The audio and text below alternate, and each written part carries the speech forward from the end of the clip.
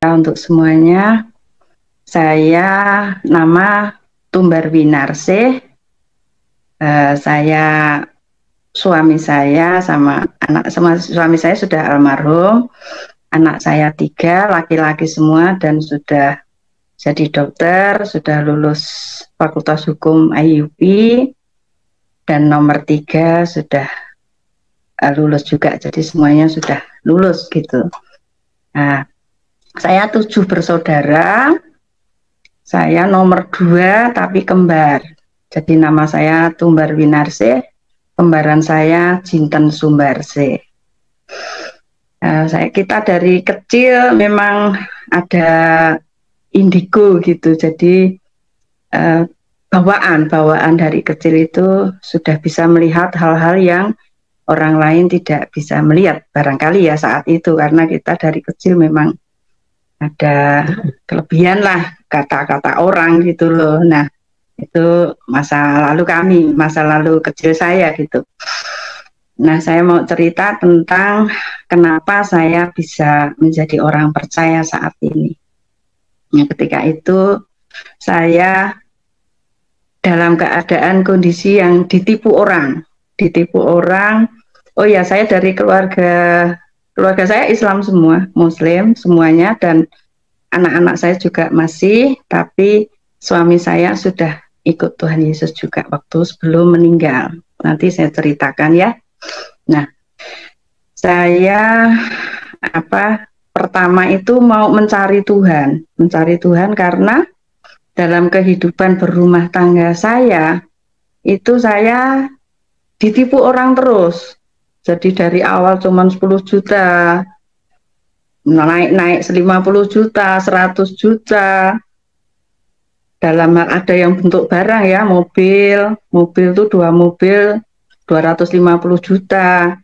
Terakhir itu saya ditipu 1,4 miliar. Oh ya, saya cerita dulu kok ditipu kok sampai banyak kayak gitu kan. Nah, melatar belakang suami saya itu anak mantan gubernur, jadi gubernur Lampung yang ketiga. Jadi gubernur Lampung Pak R. Sutioso itu mertua saya. Nah, saya lanjutkan lagi. Jadi saya ditipu sampai 1,4 miliar. Nah, saya tuh bertanya-tanya, apa salah saya? Salah saya apa Tuhan? Tapi saya waktu itu manggilnya kan Allah ya. Ya Allah, kenapa saya kok ditipu? Ya Allah, ini kok beruntun gitu loh, dari kecil sampai ke 1,4 miliar. Bukan jumlah yang kecil bagi saya, walaupun saat itu keuangan saya memang ya lumayan ya gitu. Jadi cari bertanya-tanya tuh, saya tuh mencari Tuhan gitu loh. Nah, teman-teman kiai saya kan banyak, ada beberapa gitu. Jadi ada beberapa, terus saya tuh bertanya gitu loh. Oh ya, saya dulu juga mengajar beberapa ustadz yang hafalan. Kan ada yang hafalan, ada yang memang udah dari mondok, dari mondok itu ahli-ahli baca Al-Quran itu ahli ya. Tapi kalau ada yang hafalan terus sudah khutbah ke kampung-kampung itu kan juga ada. Nah, saya ngajar mereka yang tidak bisa membaca Al-Quran. Jadi saya mengajari beberapa, ada 3 orang sih ya, ada 3 orang yang saya ajar untuk membaca, biar bisa membaca. Nah, itu ada biar saya ingat kan, saya ingat. Terus saya tanya kiai saya, Pak, saya pengen ketemu Tuhan. Tapi jawabnya, ya sana mati dulu. Padahal anak-anak saya masih kecil waktu itu gitu loh. Loh, kok harus mati dulu, kenapa? Berarti Allah kita nggak maha kuasa. Saya tanya gitu, saya dimarah-marahin. Tapi ya kamu itu udah tak kasih ayat-ayatnya ini, dihafalkan dan dibaca setelah kamu tahajud gitu. Akhirnya saya disuruh puasa 40 hari 40 malam.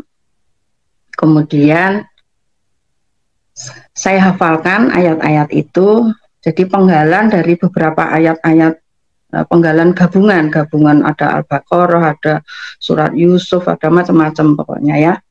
Nah, itu saya suruh menghafal gitu.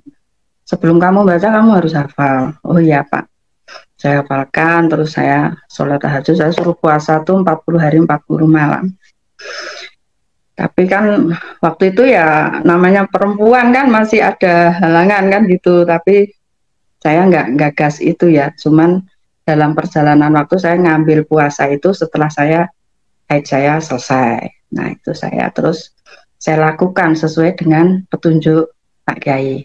Terus saya lakukan, saya sholat tahajud tuh 40 hari 40 malam rencana gitu loh. Tapi pada hari ke 21 itu saya ditemui, bukan ini langsung ada sinar gitu loh, di depan saya itu ada sinar terang gitu, terus membentuk manusia terus sambil pegang tongkat. Nah, cuman saya heran siapa ini kok ada sinar yang membentuk orang gitu. Saya bertanya-tanya juga waktu itu ya, terus saya nggak begitu, saya masih cuek gitu loh, masih cuek. Terus yang hari kedua itu saya habis sholat tahajud, ya datang lagi sinar itu. Kok ada lagi sinar, siapa ini? Nah, sambil begini tangannya, gini. Nah, di sini ini ada lubangnya, ada lubang pakunya tuh juga bersinar gitu loh. Waduh, kok yang nemi kok Isa Al-Masih gitu loh. Padahal kan saya pengen ketemu Tuhan nih, kok yang ketemu kok Nabi ya. Waktu itu kan saya Nabi tahunnya kan. Nah, saya masih belum ada respon gitu loh. Tapi yang hari ketiganya itu tangannya tuh begini. Jadi tangannya begini sambil ngomong, bukan kamu yang memilih aku, tapi aku yang memilih kamu. Yang tak ingat cuman itu agak panjang, cuman saya ingatnya itu aja. Ngomong apa ini lah, tapi kan tangannya begini, terus saya berusaha untuk megang gitu lah. Tangan saya itu anget, jadi di sini tuh hangat gitu, tapi terus hilang gitu, sosok itu tuh hilang. Nah, dari situ saya 6 bulan dari situ, terus saya ngomong sama kiai saya, Pak, saya ketemu, bukan, saya tuh kan pengen ketemu Allah lah, kok yang nemuin kok Nabi Isa. Oh ya, terus yang nemuin kok Nabi Isa gitu. Terus berarti kamu itu sebentar lagi murtad gitu. Saya langsung digitukan sama kiai saya. Alah Pak, jangan ngomong kayak gitu, saya gitu. Enggak, saya gitu waktu itu gitu loh. Tapi saya bertanya juga kok kenapa yang nemuin Isa gitu loh. Nah gitu seperti itu. Nah terus saya 6 bulan dari situ, karena kondisi ekonomi saya ya menurun kan jadinya, kalau ditipus gitu, sedangkan uang lain belum masuk. Karena ada uang sih sebetulnya, cuman orangnya mundur gitu loh, dia minta mundur tempo gitu, karena ada masalah apa gitu, ya minta mundur pembayaran. Jadi kan saya kacau sedikit kan, jadi saya mau jual tanah saya, rumah saya gitu. Nah itu teman saya yang Kristen itu nawari saya, Mbak mau nggak didoakan gitu. Yo nggak apa-apa, siapa yang mau doa? Tim doa tapi dari gereja. Kamu fanatik enggak gitu? Oh enggak, saya enggak fanatik kok. Silakan kalau mau. Itu tuh temen temen paranormal juga gitu. Kita kan latar belakang dulu kayak paranormal juga gitu loh. Nah seperti itu teman saya nawari gitu. Nah ya sudah, terus akhirnya datang doain kita, mendoakan. Padahal sebelumnya itu saya udah minta tolong Pak Kiai, teman-teman saya itu, untuk doakan tanah saya biar laku, untuk doakan ini yang nipu-nipu ini juga didoakan, dimujahadai segala. Sekali mujahadah itu kan kita harus nyiapkan nasi kotak 200, 300 kan kayak gitu. Tapi kan hasilnya itu enggak ada itu. Jadi terus didoakan sama tim doa. Tim doa itu doa hari Jumat. Hari Jumat itu doa, terus harus ada kesatuan keluarga, harus ada kesatuan hati antara keluarga supaya berkat-berkat itu turun gitu. Kalau kita kan kalau doa sendiri-sendiri kan, namanya masih apa ya, masih agama saya yang lama, jadi kalau berdoa ya sendiri-sendiri, nggak pernah ada. Kalau di sekarang kita itu kan kalau di ikut Tuhan Yesus kan kalau ada sudah berkeluarga ya ada kesepakatan doa keluarga kan gitu. Nah itu saya kan nggak ngerti seperti itu gitu loh. Kalau di agama saya yang lama kan ya sendiri-sendiri kalau saya waktu itu. Jadi ya sudah, terus harus jadi waktu didoakan tuh harus ada kesepakatan doa Mbak antara suami istri, syukur bisa anak-anak gitu. Oh gitu ya, iya.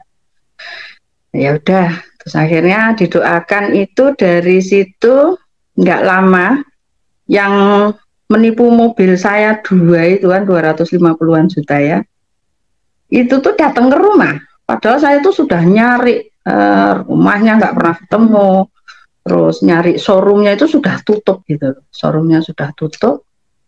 Akhirnya itu malah datang ke rumah minta maaf karena kondisi kaki patah, tangan patah. Terus dia minta maaf sama saya, sama suami saya. Uangnya sudah kepake gitu loh. Nah, terus saya bilang, ya terus gimana Mas tanggung jawabnya? Saya gitu. Nah, saya bisa Bu, tapi saya nyicil. Akhirnya dicicil itu tiap 5 juta per bulan. Ya sudah lunas gitu loh. Jadi saya kan bertanya-tanya nih, perbedaan antara saya yang beragama Islam saat itu didoakan gini, hasilnya itu ya itu kan prosesnya saya 2 tahun tuh, prosesnya saya ditipu sampai 1,4 miliar itu tadi 2 tahunan. Nah ini baru didoakan baru sekali saja ya, sekali terus bersambung-sambung ya, memang ya setiap seminggu 2 kali saya didoakan. Ada pendeta yang datang ke rumah mendoakan saya dan keluarga saya. Nah, mukjizat pertama itu mobil itu yang melarikan mobil saya itu datang. Saya tuh terus heran gitu loh, wah kok bisa ini ya, saya gitu. Terus saya diajak ke gereja. Pertama diajak ke persekutuan, jadi kayak pengajiannya orang Islam gitu ya, tapi persekutuan keluarga Kristen. Saya diajak, terus saya diajak ke gereja. Nah ketika diajak ke gereja itu ada, misalnya ada pendeta mau khotbah, itu saya ngomong sama teman saya pinjem Alkitabnya, saya gitu. Nah, soalnya kalau pas begitu mau ibadah tuh tiba-tiba tuh di depan ini ada tulisan gitu loh. Jadi kayak waktu itu pendetanya itu mau khotbah tentang Matius 28 gitu ya, misalnya saya lupa tentang Matius 28. Terus saya pinjem Alkitab teman saya, coba cariin Matius 28 saya gitu. Terus dia buka seret, terus dikasih pita, udah ditutup aja, nanti pendetamu itu loh khotbah tentang ini. Saya gitu. Kok tahu Mbak? Nggak tahu, ada tulisan di sini, saya gitu. Oh ya ya ya. Nah udah, akhirnya pendeta khotbah itu bener, ternyata tentang itu lah. Teman saya kan cuma lihat, saya cuma lihat, kok bener sih Mbak ya, nggak ngerti yang ada tulisannya kok, saya gitu. Nah itu yang pertama. Terus yang kedua tentang Lukas berapa itu saya juga lupa. Itu saya buktikan sebanyak 7 kali. Nah sebanyak 7 kali ibadah minggu, jadi minggu sebanyak 7 kali gitu loh. Nah, dan itu tepat semua lah. Teman saya kan heran, yang doain saya itu tadi, berarti Mbak Tumbar ini mau dipakai sama Tuhan gitu katanya. Dipakai gimana maksudnya? Soalnya tidak semua orang Kristen itu bisa tahu seperti itu loh Mbak, gitulah. Saya kan terus cerita, lah saya memang dari kecil bisa kok melihat yang kayak gitu, tulisan-tulisan gitu saya bisa, saya gitu. Tapi enggak, ini penglihatannya Mbak Tumbar ini dipakai gitu loh. Terus jadi kalau memang seperti itu, anu aja Mbak, maksudnya saya suruh ikut Tuhan gitu loh. Berarti saya disuruh Kristen nih, kayak gitu. Enggak, cuman kan sayang sekali karena mau dipakai Tuhan gitu. Terus, nah tapi suatu saat saya tuh ada penglihatan, saya doa sama Tuhan itu suruh puasa 3 hari 3 malam. 3 hari 3 malam, nah itu kan puasa Ester. Puasa Ester, tapi kan saya nggak tahu, saya pikir itu puasa ngebleng gitu loh. Puasa ngebleng, kalau orang Jawa itu kan ada puasa ngebleng 3 hari 3 malam. Nah saya pikir itu. Saya tanya pendeta, kok di Kristen kok ada puasa ngebleng, itu puasa apa? Oh bukan Mbak, itu dari Kristen, jangan salah gitu. Ternyata di kitab Ester. Terus saya disuruh baca kitab Ester. Terus saya suruh baca, dikasih waktu, kalau sudah selesai, telepon saya ya Mbak, oke, saya gitu. Terus saya baca, terserah nanti Mbak Tumbar selesainya kapan, pokoknya telepon kita. Oh iya Pak, saya gitu. Akhirnya saya 3 hari itu selesai baca, terus saya telepon, terus Pak pendeta dan teman-teman datang lagi, cerita ya tentang Esther gitu, dijelaskan gitu loh. Terus Pak pendetanya ngomong gini, Mbak, kita itu kan kepekaan kita aja nggak seperti Mbak Tumbar loh, bisa mendengar, bisa melihat. Ketika pendeta khotbah sudah ngerti, terus berarti mau dipakai Tuhan gitu. Terus saya, oh gitu. Terus ya Mbak Tumbar kan sudah mengakui nih, Tuhan Yesus itu Tuhan sebagai Tuhan dan Juru Selamat secara pribadi. Nah itu Mbak Tumbar itu sudah bikin surat pernyataan namanya, surat pernyataan. Dan kalau sudah ada surat pernyataannya itu kan harus ada meterainya di situ. Nah baptis itu meterai, meterai. Oh gitu Pak. Berarti saya jadi Kristen dong, saya gitu kan. Mbak Tumbar mau sholat silahkan, mau ngaji silahkan, mau ini silahkan. Itu cuma sebagai meterai saja, gitu katanya. Ya saya pikir dulu lah Pak. Akhirnya saya minta waktu 3 hari juga. Tapi belum 3 hari itu, saya kan doa dulu nih malam kan. Tuhan, kalau memang ini kehendakmu terserah engkau.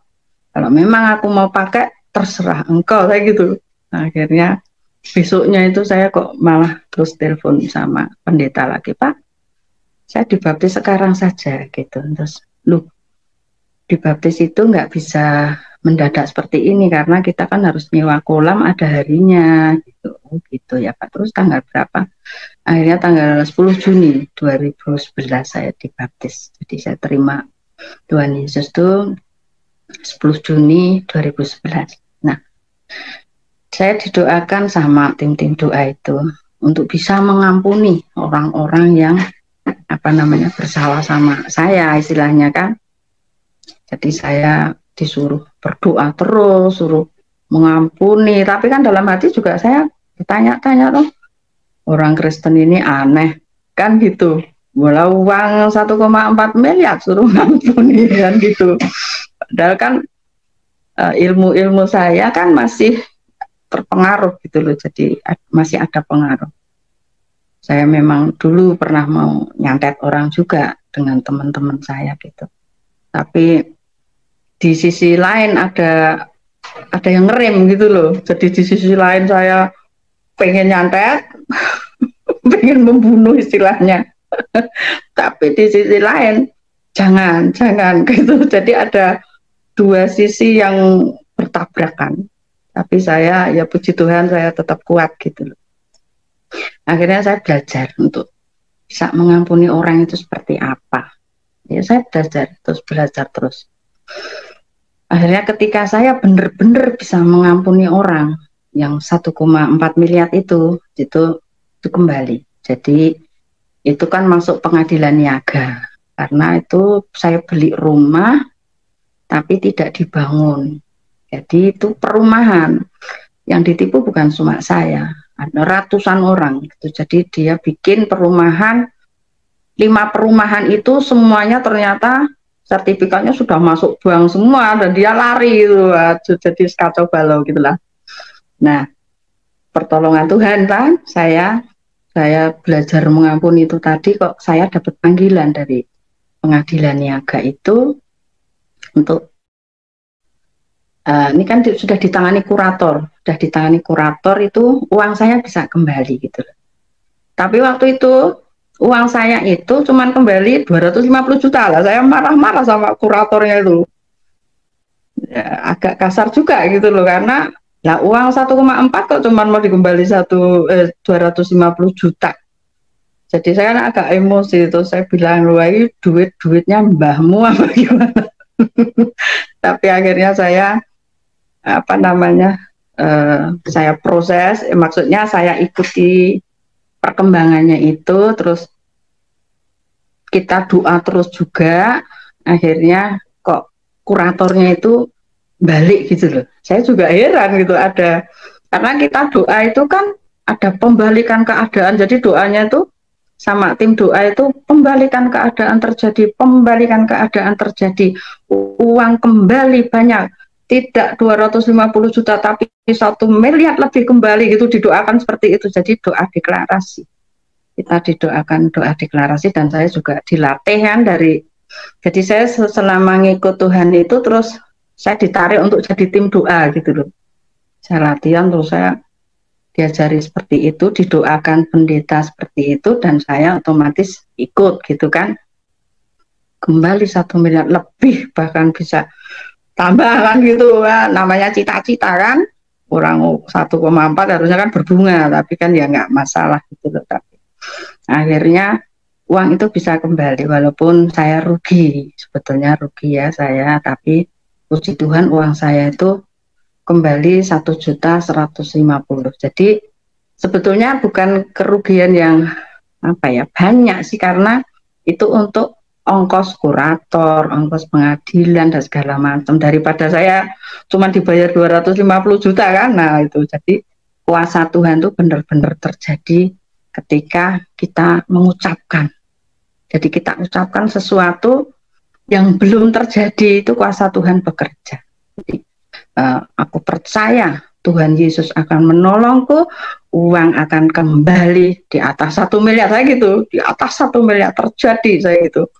Ya ternyata benar, akhirnya uang kembali 1.150.000. Jadi itu saya makin seneng gitu loh.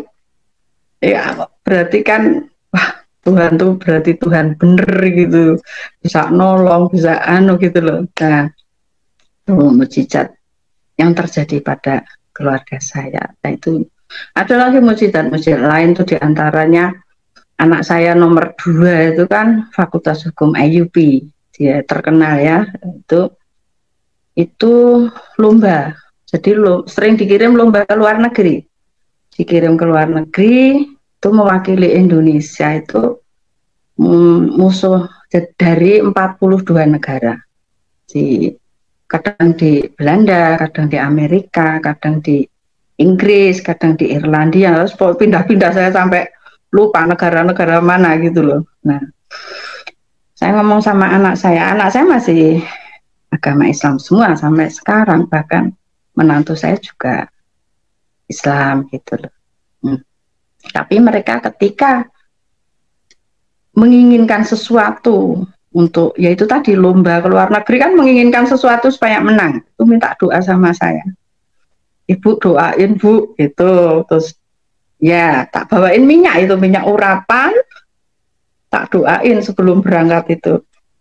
Tak ajari doa juga, saya ajari doa anak saya, tak bawain minyak. Nanti kamu kalau di sana waktu itu di Inggris, kamu kursi yang untuk lomba itu kamu olesi minyak ini sambil ini bikin tanda salib di kursi dan ngomong, Tuhan Yesus, aku percaya aku menang. Itu ya, saya gitu. Iya ya, mesti sama Tuhan Yesus.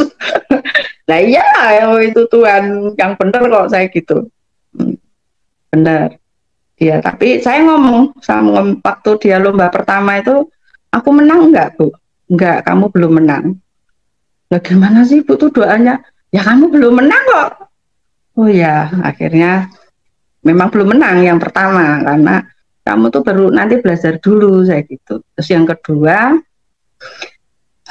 waktu itu ke Irlandia. Irlandia itu menang juara 6 kalau nggak salah dari 40 sekian negara juga.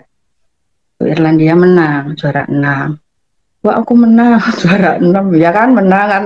Dia tanya lagi waktu mau berangkat tuh, tanya lagi, ibu aku nanti menang nggak? Menang. Juara berapa? Nggak tahu, tapi masih di atas 3 4 ya. Belum juara 2 saya gitu. Ya nggak apa-apa, udah akhirnya menang juara 6. Terus yang ke berapa itu yang di Belanda itu menang juara 4. Kan ada 10 itu pemenang gitu loh. Kalau waktu lomba gitu ada 10 kriterianya saya kurang paham ya. Terus yang terakhir itu pas di Amerika yang pas ada badai di sana itu. Nah itu ada badai di sana itu menang juara 2. Makanya anak saya nomor 2 itu kan selain kuliah itu malah dapat gaji gitu. Jadi dapat gaji dari sponsor pengacara gitu loh. Nah itu ngasih gaji ke grup anak, itu kan satu grup, yang lomba itu satu grup, dan nanti yang maju misalnya 2 gitu, tapi satu grup tuh saling mendukungkan gitu. Nah terus itu dapat sponsor itu tiap bulan 2 juta waktu kuliah, tapi sekarang udah lulus ya jadi sudah selesai. Itu anak saya yang nomor 2. Jadi mereka ketika ada kesulitan ya minta doa gitu loh. Nah, zaman yang nomor 1 sama nomor 1 lulus kedokteran, koas itu kan di kota lain ya, kota lain itu bayar kos-kosan kan, saya harus ngekoskan anak saya kan beda kota gitu loh. Nah puji Tuhan itu yang punya kos-kosan itu karena anak saya itu kan pinter, itu yang anaknya dia kan temennya dokter juga. Nah itu tiap ada pekerjaan apa, pokoknya yang bimbing tuh anak saya lah. Ketika koas itu kosnya di sana di kota tempat temen anak saya itu gratis 2 tahun, dan ya namanya kos dokter di sana Jawa Timur ya, itu mungkin kalau ya lumayan lah, mungkin 1 juta lebih ya sebulan lebih, soalnya ada AC, kamar mandi dalam segala macam kan mahal. Itu tak bayar itu enggak mau, padahal saya sudah bawa uang untuk setahun itu enggak mau dibayar ya. Pertolongan Tuhan tuh ada gitu. Nah, seperti itu. Terus ketika sudah lulus koas mau masuk istilahnya cari pekerjaannya itu kan dia kalau bisa di kota sini ya, jangan di jangan di kota lain gitu. Ya doa, minta sama Tuhan Yesus saya gitu. Jadi saya tuh selalu membimbing anak-anak saya, walaupun beda, itu saya kalau berdoa itu rutin. Jadi saya ajak anak saya. Jadi saya gandengan tangan semuanya gandengan saya, karena sekarang ada menantu ya, saya gandeng juga menantu saya, digandeng. Doa sepakat namanya, doa sepakat supaya apa yang kita cita-citakan, apa yang kita mau itu dikabulkan Tuhan. Karena ketika ada kesepakatan hati, itu Tuhan kabulkan. Gitu. Jadi suatu keluarga itu harus ada kesepakatan hati, kesepakatan roh. Nah seperti itu. Nah itu sama yang nomor 1 itu, kamu minta tolongnya sama Tuhan Yesus, saya gitu. Sekarang kamu doa, saya gitu. Ayo sekarang, saya gitu. Doanya gimana? Jangan mintanya sama Tuhan Yesus. Tuhan Yesus, aku mau jadi dokter di kota ini, bukan di kota lain, saya gitu. Terjadi dalam nama Tuhan Yesus, saya gitu. Anak saya mungkin karena pengennya mungkin di kota ini ya, dia terus manut sama saya, ngikuti gitu loh. Akhirnya berdoa, Tuhan Yesus, aku mau bekerja sebagai dokter di kota ini, aku tidak mau di kota lain, dalam nama Tuhan Yesus terjadi. Ya dia ngomong juga kayak gitu. Tapi setelah proses tes segala macam, anak saya itu cuma sebagai apa namanya cadangan. Dia marah-marah sama saya, marah-marah sama saya. Terus saya tiap ada, jadi kalau anak saya waktu dikirim ke luar negeri itu saya puasa Ester, jadi saya rutin puasa Ester tuh rutin. Saya puasa nih Ester terus gitu loh, terus anak saya lewat. Maaf. Terus yang dokter ini juga sama, jadi saya juga puasa Ester karena dia protes sama saya kan, karena cuman apa namanya cadangan itu tadi. Oh, Tuhannya ibu nggak sekti ya. Tuhannya ibu tidak sekti lah, saya kan terus aduh, aku nggak diterima, cuman cadangan nih, yang diterima yang ini, yang perempuan gitu. Kamu tuh nanti diterima di situ, nggak usah khawatir. Nyatanya aku nggak diterima. Terus saya kan puasa Ester lagi kan, wah aku harus puasa Ester ini ya, bener aku bilang sama Tuhan, Tuhan jangan permalukan saya Tuhan, tolong Tuhan gitu.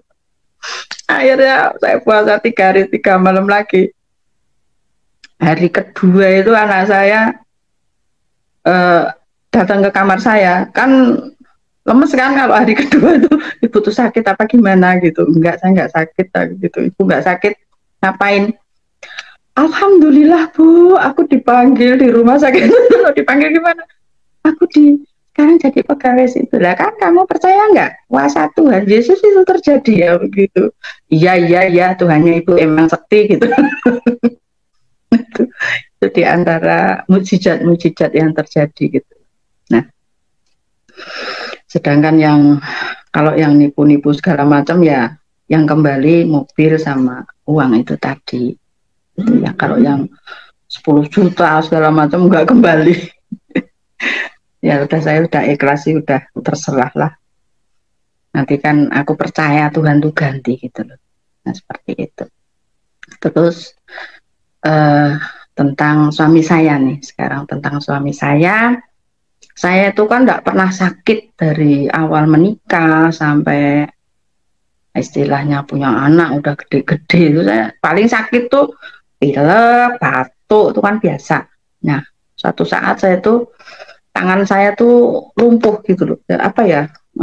Nggak bisa digerakkan. Bisa, cuman lemes ya, pegang pulpen gini aja nggak bisa. Jadi megang pulpen nggak kuat gitu loh. Mandi ya dimandikan segala macam gitu sama suami saya. Nah itu saya pikir saya tuh kena stroke. Diperiksa, ibu tuh ini apa,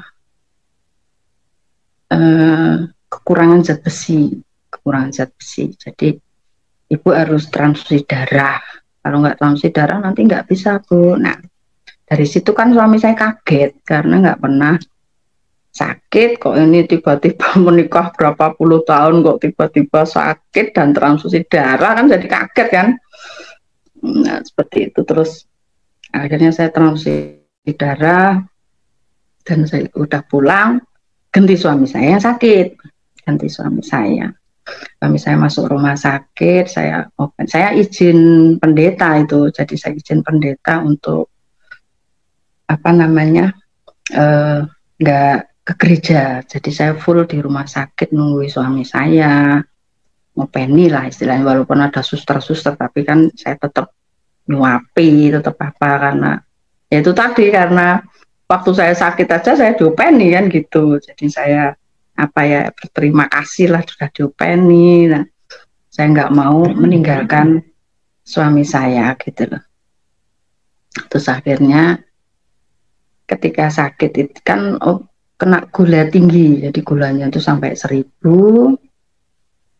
dan operasi juga karena ada luka di sini di belakang, dan udah operasi, sudah lumayan sebetulnya, udah hampir sembuh gitu loh. Tapi suatu saat itu ada pendeta datang ke rumah sakit untuk doain suami saya.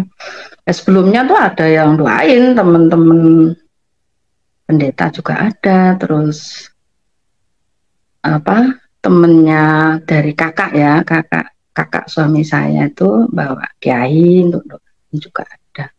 Tetapi kalau namanya mungkin orang merasa suci apa gimana, jadi kalau salaman tuh nggak mau teman gini-gini gitulah. Suami saya kan agak tersinggung. Orangnya namanya orang keraton ya, orang keraton sama orang anak pejabat ya kayak gitu. Jadi kok nggak mau salaman sama saya kan gitu. Jadi, nah ketika Pak Pendeta itu datang ke itu Pak Pendeta saya ya, itu datang ke rumah sakit, itu ngerangkul. Jadi suami saya tuh dirangkul gitu, didoakan. Nah dari situ tuh selesai doa, selesai terus langsung pulang Pak Pendeta gitu loh. Pak Pendeta langsung pulang. Itu Pak Timotius Hardono itu, terus langsung pulang. Suami saya tuh nangis gitu loh. Lah saya kan kaget. Kok nangis ngapain? Kenapa? Saya khawatir gitu loh. Pak Pendeta tadi doain apa? Enggak, aku tuh apa terenyuh gitu hatinya tuh merasa apa ya, kok aku tuh sakit, kok ada yang mau ngerangkul saya, kok ada yang istilahnya memelukku itu kok nggak jijik gitu loh, padahal yang datang aja pada gini-gini aja, nggak mau salaman, nggak mau megang aku gitu istilahnya. Ya namanya orang tuh beda-beda, mereka akan menjaga kali takut ketularan, apa penyakitku itu menular gitu. Ya nggak nular aku gitu, ya udah nggak usah digagas, nggak usah dipikir, yang penting udah nggak usah mikir yang kayak gitu. Jadi saya di rumah sakit itu bimbing suami saya, karena suami saya kan saya itu dulu menikah itu saya gadis, suami saya duda 5 tahun gitu loh, saya suruh, jadi saya bimbing untuk ngampuni mantan istrinya. Ya, diampuni mantan istrimu yang nyeleweng gini-gini, saya gitu. Udah kan dia juga sudah berkeluarga, udah punya anak juga, lepaskan pengampunan itu. Jadi saya di rumah sakit tuh bimbing suami saya aja gitu, nasihati, ya istilahnya saling mengisi, saling apa namanya, mengingatkan. Terus kamu tuh sakit hati sama siapa, temenmu ada enggak, saya gitu. Ada, disebutin tuh namanya, ini tak ajari doa juga, nah dari situ tuh. Terus apalagi pendeta datang itu, nah itu yang memicu suami saya. Jadi saya selama satu setengah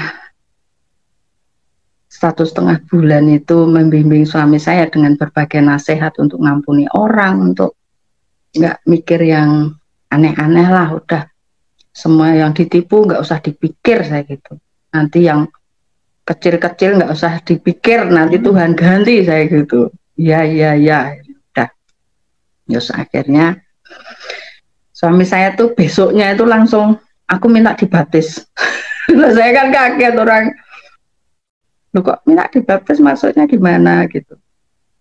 Ya enggak, aku minta dibaptis gitu. Minta dibaptis, akhirnya mintanya dibaptis sama yang pendeta yang doain itu tadi lah, itu orangnya di Jakarta kok.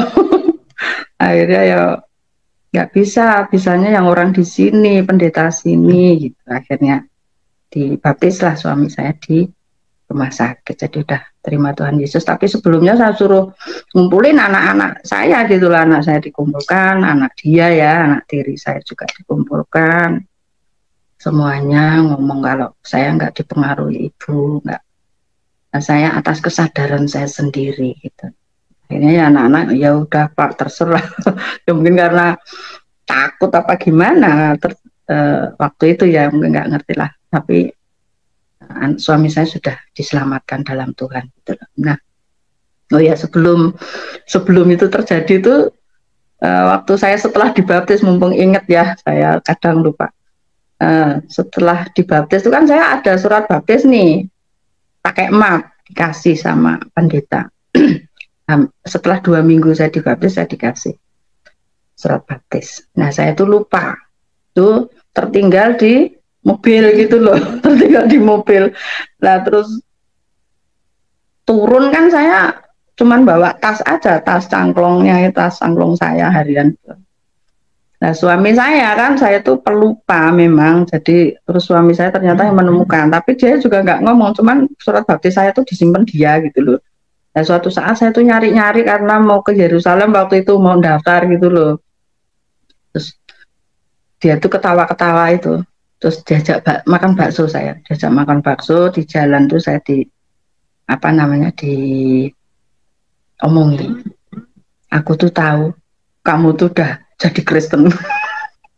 terus nah terus ya udah, itu kan sudah pilihanmu, ya udah nggak apa-apa, mau nyatanya kamu sekarang berbeda dengan yang dulu, udah berubah gitu. Jadi oh ya udah, tapi nggak usah mempengaruhi aku, nggak usah mempengaruhi anak-anak gitu katanya. Siapa yang mempengaruhi ya aku gitu, enggak, mana aku pernah ngajak-ngajak juga, enggak kok aku gitu. Jadi sebelum meninggal tuh seperti itu posisinya. Jadi tapi suatu saat suami saya tuh pengen ke gereja, tak ajak juga itu. Mbak aku tak lihat gerejamu gitu. Ayo. Jadi pernah ibadah di gereja itu saya, anak saya dua yang ikut. Karena waktu itu yang dokter kan masih koas, jadi nggak bisa ikut. Jadi yang ikut dua anak sama suami saya ke gereja gitu loh. Karena pas saya kesaksian gitu, kesaksian. Jadi terus ayo ikut, mau enggak? Ya ya aku mau dengerin kamu ngomong apa. Ya, itu sih ikut menyaksikan saya di gereja kesaksian. Anak saya juga ikut yang di situ. Nah dari pengalaman-pengalaman saya selama jadi Kristen itu kan saya dapat pertolongan-pertolongan Tuhan terus kan istilahnya. Walaupun saya sudah belajar mengampuni, belajar mengikhlaskan yang kecil-kecil, istilahnya ditipu kecil-kecil gitu, tapi kan Tuhan ganti dengan cara lain. Tuhan ganti anak saya menang suara lomba dari 40 sekian negara, ya, terus apa, anak saya yang besar jadi dokter dan cum laude juga kan, semuanya cum laude. Terus bisa diterima bekerja di kota yang sama, nggak perlu keluar kota, dapat istri juga. Waktu istrinya ini juga sama, Bu, kalau bisa doain dong biar koasnya itu nggak di luar kota. Karena anak saya kan sudah jadi dokter gitu loh di sini. Nah mantu saya tuh kalau bisa saya juga di sini Bu, jangan pisah kota ya Bu, ya ya yuk doa, ya, tak ajak sepakat, jadi kesepakatan doa itu akhirnya ya diterima di kota yang sama. Jadi kan nggak perlu satu istri di sono suami di sini, nggak ada perpisahan gitu loh kan. Saya doanya kan ikatan keluarga, keluarga tetap terikat, tidak tercerai-berai di kota-kota kayak gitu. Ini terjadi. Makanya kita sama Tuhan tuh enaknya di situ. Kuasa kita tuh diberi kuasa untuk mengatakan apa sih yang kita mau, apa tuh yang kita inginkan. Nah itu bisa terjadi dengan kuasa doa itu tadi. Dan itu aku percaya anakku di kota ini gitu. Aku percaya anakku bekerja di sini gitu, disebutkan. Jadi yang detail gitu, sama Tuhan tuh yang detail ngomongnya. Nah seperti itu. Tapi saya mengikut Tuhan itu ya nggak mulus-mulus banget. Ya sempat apa namanya, ditipu juga. Itu ditipu karena suami saya sudah meninggal, ada yang mendekati saya. Ya namanya janda mungkin istilahnya kok agak apa namanya, di atas rata-rata apa namanya, menurut penglihatan mereka lah.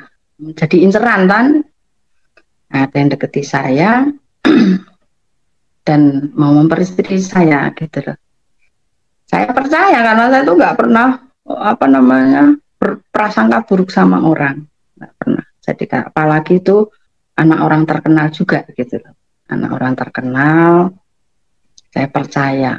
Nah, ternyata kepercayaan saya itu ternyata dia tuh licik karena dalam kelicikannya itu dia dibaptis, langsung minta dibaptis, terus apa namanya langsung konsultasi pernikahan sama pendeta saya tuh pernikahan konsultasi pernikahan sudah gitu loh.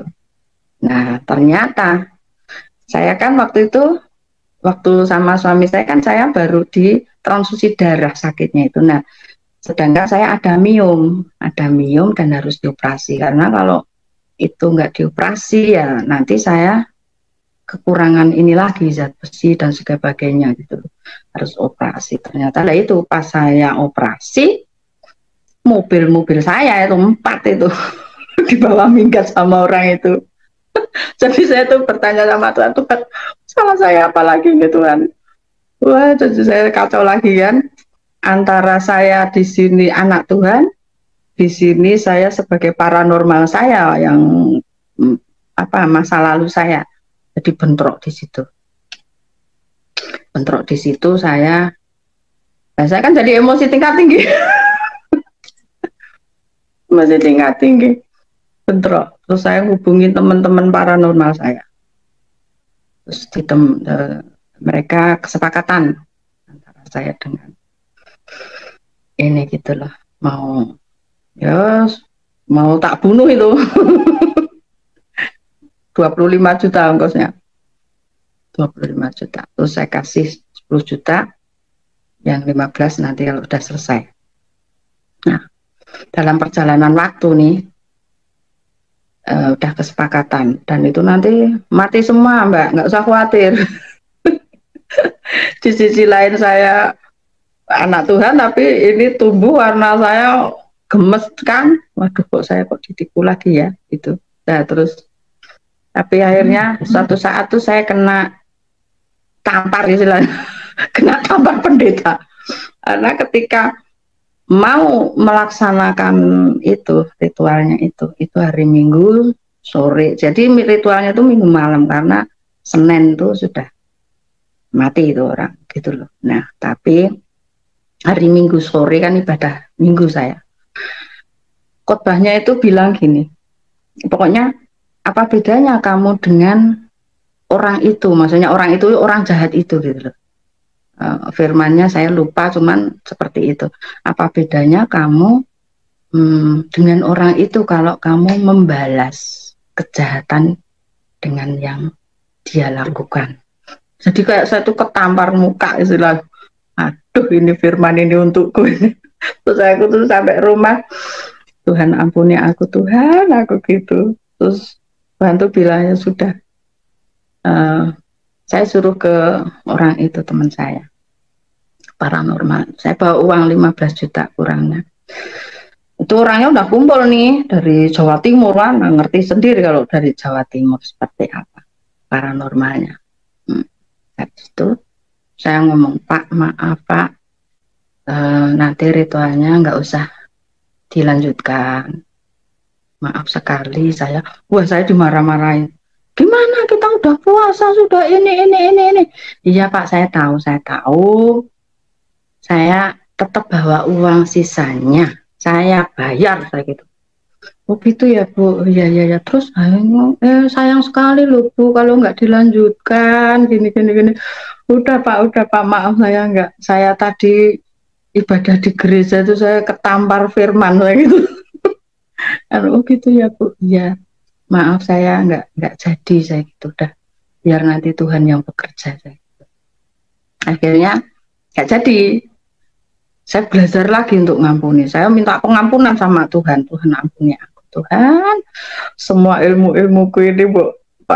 Kan memang saya diajari pendeta untuk pelepasan semua ilmu-ilmu saya gitu loh. Jadi rutin saya didoakan untuk pelepasan juga ya, semua ilmu itu. Jadi pelepasan ilmu itu ya harus dari saya, bukan pendeta yang nyuruh, ilmumu harus dilepas, gini-gini, enggak. Harus ada kerelaan di sini. Kalau nggak ada kerelaan nggak bisa. Nggak bisa gitu loh. Nah seperti itu. Nah ilmu-ilmu saya dulu macam-macam kenal sama orang salaman tuh mati tahun berapa tuh tahu tanggalnya aja saya tahu gitu, ngerti lah. Terus misalnya ada orang kecelakaan, misalnya orang ini nih datang ke rumah saya lihat mau kecelakaan nih, tak ingetin gak usah pulang, pulangnya nanti aja. Aduh aku nggak bisa mbak, ini mau ada perlu gini lah. Ya sudah, saya nggak bisa ngomong kamu nanti kecelakaan loh, nggak bisa. Tapi ya sudah, orang dia nggak bisa saya tahan gitu. Kalau bisa saya tahan ya selamat gitu, tapi karena dia ngeyel ya udah kecelakaan gitu. Itu 3 orang udah kayak gitu. Tapi ada 4 ya, yang satu tuh mau gitu loh. Kenapa sih Mbak kok saya nggak boleh pulang? Pokoknya jangan pulang, jangan pulang, jangan pulang sekarang, jangan. Saya nggak bisa ngomong untuk kamu nanti kecelakaan, nggak bisa. Jangan pulang ya, jangan. Akhirnya ngobrol-ngobrol lagi di rumah gitu kan. Ya, terus udah lebih dari jamnya yang ditentukan itu dia baru saya bisa bilang sama dia, kamu tadi kalau pulang kecelakaan di sana. Nah ternyata dalam oh gitu ya Mbak, iya. Coba aja kamu ke sana. Lah bener ternyata ada tabrakan beruntun di daerah situ itu. Iya, telepon saya ada tabrakan, makanya kamu kalau pulang bisa kena itu. Nah, itu jadi mungkin itu ilmu saya yang dulu gitu. Nah, seperti itu apa? Jadi mengikut Tuhan itu ternyata ya masih ada ujian-ujian. Tergantung kita itu bisa enggak untuk mengampuni orang. Nah, yang menipu saya itu tadi, itu mobil 4 itu tadi, kan sama barang-barang antik saya, barang antik-antik saya kan banyak, termasuk itu. Kalau dirupiahkan ya 1 miliar, 1 miliar lagi. Jadi saya kan ngomong sama Tuhan, Tuhan, aku ikut Tuhan. Kok ini aku ditipu lagi, kenapa? Salah saya apa lagi nih Tuhan? Nah gitu. Tapi saya terus ya udah Tuhan terserah engkau saya gitu, rencanamu yang terjadi gitu. Jadi ketika saya bisa mengampuni orang itu, kan saya sudah lapor polisi juga gitu lah. Karena saking emosinya kan saya mengambil langkah dengan pemikiran saya. Nah, saya tadinya mau membunuh tadinya, tapi enggak jadi ya. Terus yang kedua saya sudah lapor polisi, sudah lapor Polda segala macam, dan bukti-bukti juga sudah ada. Ya udah, saya ketika saya mengampuni orang itu 2 tahun itu prosesnya itu 2 tahun. Jadi orang itu kan lari terus ketika saya benar-benar bisa mengampuni orang itu tuh menikahkan anaknya. Ini mungkin orangnya juga lihat ya, karena dia berteman dengan saya. Saya nggak, ini harus tak ceritakan, tapi kan saya nggak menyebut nama ya. Menikahkan anaknya. Nah saya langsung sama polisi ngomong, Pak, ini orangnya baru menikahkan anaknya, tolong ditangkap sekarang. Dan saya nggak mau Pak, ini laporan saya ini bocor. Karena kemarin saya laporan orangnya di sini nggak bisa nangkap karena ada kebocoran. Saya tahu kalau dia punya saudara di sini, saya gitu. Kalau ini nanti sampai lepas, saya naik ke Jakarta, saya gitu. Saya ada jalur ke Kapoldanya. Kapolri, kok Kapolda, keliru. Ke Kapolri saya gitu. Nah, kan takut mereka. Dia langsung bergerak itu malam itu ditangkap. Ya udah terus diproses penjara ya sudah masuk penjara, tapi kan jadi aset saya nggak balik gitu, aset cuman kembali 1 mobil, walaupun saya tuh tahu mobil saya tuh sekarang dimanapun saya tuh tahu mobil saya di mana, cuman ya udahlah, terserah engkau Tuhan, ini kegoblokan saya, keteledoran saya gitu, cari suami juga nggak tanya dulu gitu kan, kesalahan saya. Harusnya kan waktu pengen punya suami ya bertanya, Tuhan boleh nggak aku menikah kan gitu kan, aku nggak langsung aja ada yang mau nyenengi karena ini ya terus langsung mau tanpa diselidiki, tanpa ini, ya itu keteledoran saya, terlalu percaya sama orang. Itu saya minta ampun sama Tuhan, Tuhan ampuni aku nggak akan ngulangi lagi itu sama. akhirnya ya sudah, saya nggak ini lagi. Tapi di sisi lain saya apa namanya, ada istilahnya, ada harta lain yang bisa saya urus gitu loh, ada harta lain yang bisa saya urus walaupun belum kembali total, tapi ada beberapa tahapan memang ya. Jadi saya baru dapat separuh dari uang yang dijanjikan gitu loh. Nah, itu kita juga doa itu untuk penjarahan aset-aset istilahnya, penjarahan yang sudah dicuri iblis. Nah, itu ada doanya, doa untuk penjarahan.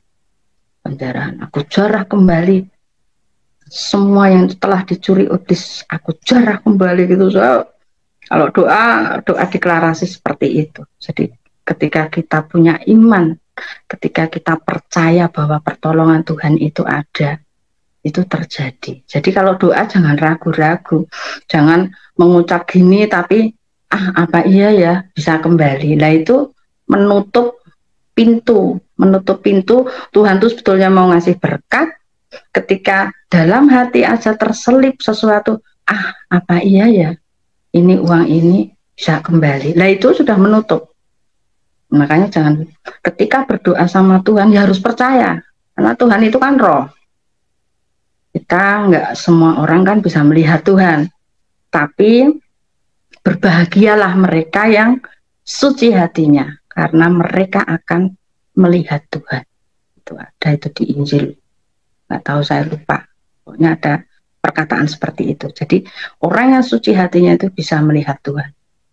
Tapi itu Tuhan yang berkehendak, bukan kita. Seperti saya ketika ketemu Tuhan Yesus, waktu itu saya menyebutnya Isa ya. Itu kalau bukan Tuhan yang berkehendak nggak akan bisa. Jadi kadang kan orang agama saya yang lama itu marah-marah sama saya. Mana mampu kamu bisa melihat Tuhan kan gitu. Saya dimarah-marah. Terserahlah saya gitu. Nah ketika saya di Kristen, saya mempelajari perkataan-perkataan Tuhan itu, yaitu tadi, berbahagialah mereka yang suci hatinya, karena apa? Karena mereka akan melihat Tuhan. Di situ saya perkataan-perkataan itu saya ingat. Memang ada ayat-ayat yang mengatakan nggak akan ada orang kok melihat, tapi yang kalau Tuhan yang mau itu bisa gitu loh. Jadi banyak perdebatan kayak gitu, tapi saya kan saya nggak pernah mau berdebat dengan orang-orang yang belum percaya. Saya nggak mau, karena itu haknya Tuhan, dan itu juga jiwa itu kan milik Tuhan, bukan kita. Toh kita cuma berdoa saja. Jiwa-jiwa itu milik Tuhan, ya Tuhan yang berkehendak. Kalau Tuhan berkehendak, misalnya yang sekarang sering mencela gini-gini kan, ada yang berdebat kayak gitu.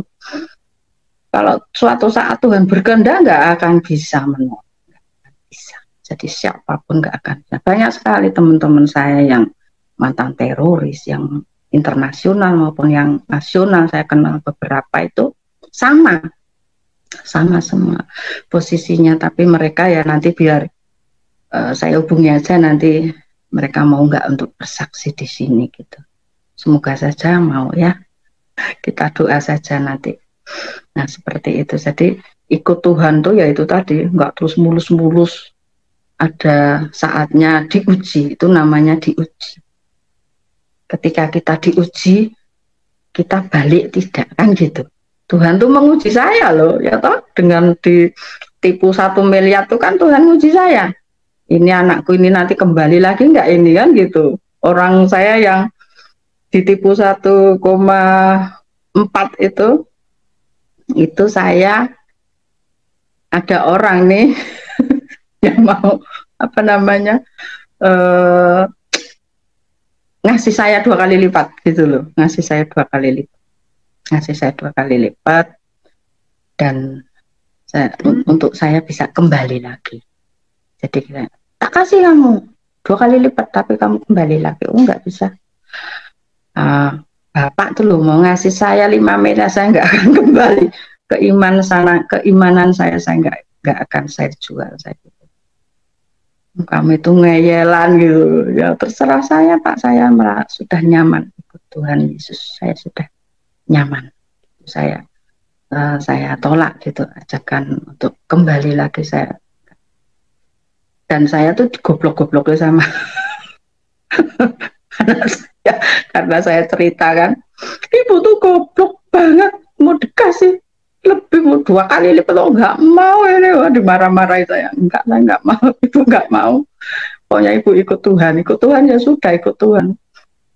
Pokoknya ketika kita mencari Tuhan itu tuh nanti harta segala macam tuh mengikuti, kita fokusnya ke Tuhan saja, nggak usah fokusnya ke harta benda yang dicuri iblis, nggak usah. Jadi fokusnya sama Tuhan saja. Ketika kita fokus sama Tuhan, nanti itu bukan kita yang mencari harta itu gitu loh. Jadi biar harta itu yang mendatangi kita, nggak usah kita fokus ke yang dicuri itu ya. Tapi ketika saya dalam proses gitu loh, sekarang saya sudah seperti itu.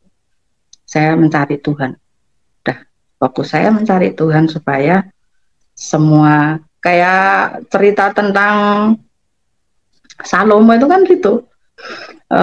Apa namanya, minta hikmat saja, minta hikmat Tuhan, aku cuma minta hikmat aja dari Tuhan. Ya Tuhan, yang penting aku hikmat dari Engkau saja Tuhan, supaya ketika ada orang-orang yang konsultasi, ketika ada orang-orang yang bertanya tentang kehidupan mereka seperti apa, itu aku bisa memberi solusi lewat hikmat yang dari Engkau. Saya cuma bilang gitu, saya doanya seperti itu. Jadi kadang orang konsultasi sama saya tentang penyakit, tentang apa, sakit penyakit, tentang pengusiran setan-setan segala macam-macam. Pernah satu kali itu saya doain 2 orang nih kanker nih, 2 orang masih gadis semuanya. Saya ngomong dari Kristen ya, tapi Katolik. Pokoknya kalau sudah minta doa ke kita, jangan lagi mendatangkan paranormal atau mendatangkan orang pintar atau bagaimana, sanggup enggak? Saya masih tanya kayak gitu. Kalau minta doa sama saya, sama tim kita gitu, biasanya saya gitu. Nah, ternyata ini kan kanker semua ya.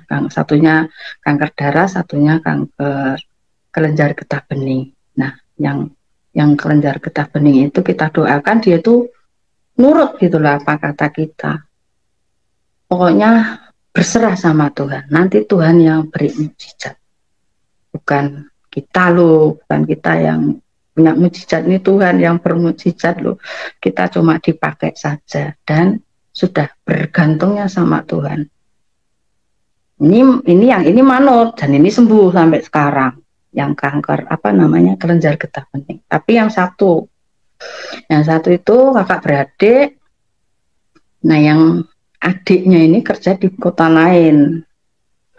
Sudah kita bilangin jangan ya minta tolong sama orang, apalagi sama ini. Pokoknya bergantung sama Tuhan Yesus saja. Iya bu, iya bu. Tapi ternyata adiknya dari luar kota itu datang bawa paranormal, mendoakan diruqyah segala macam kayak gitu. Nah udah langsung itu masuk rumah sakit dan kondisinya sudah parah. Padahal kita doakan itu dia sudah bekerja lagi gitu. Sudah bekerja lagi, sudah. Oh ya syukur, kan ibunya selalu telepon kita untuk terima kasih bu gitu ya, kayak gitulah. Terus tapi ternyata itu adiknya bawa istilahnya orang pintar dan diruqyah segala macam, malah masuk rumah sakit lagi.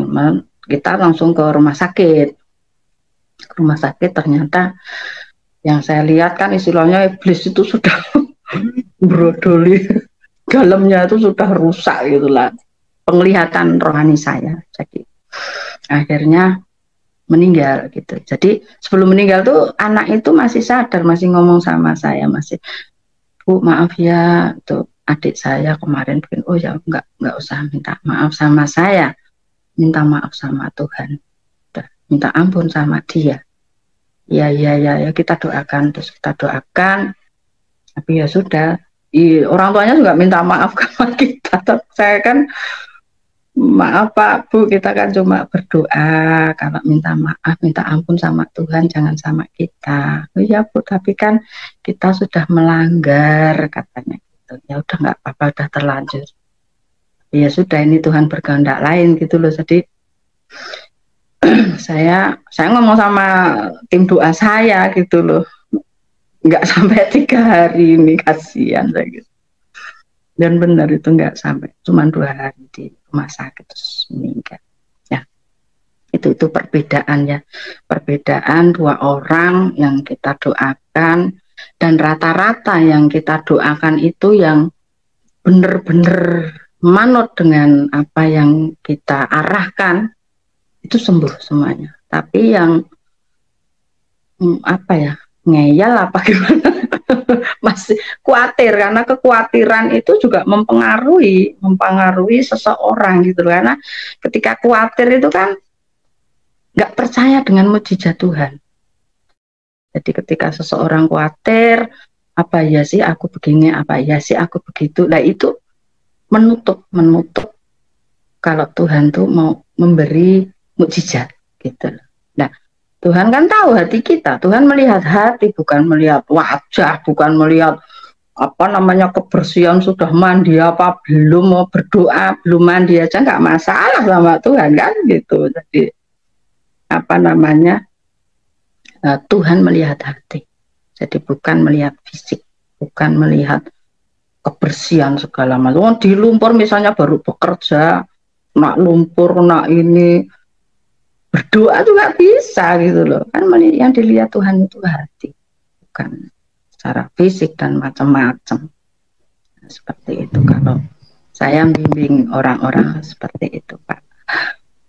Ya Pak.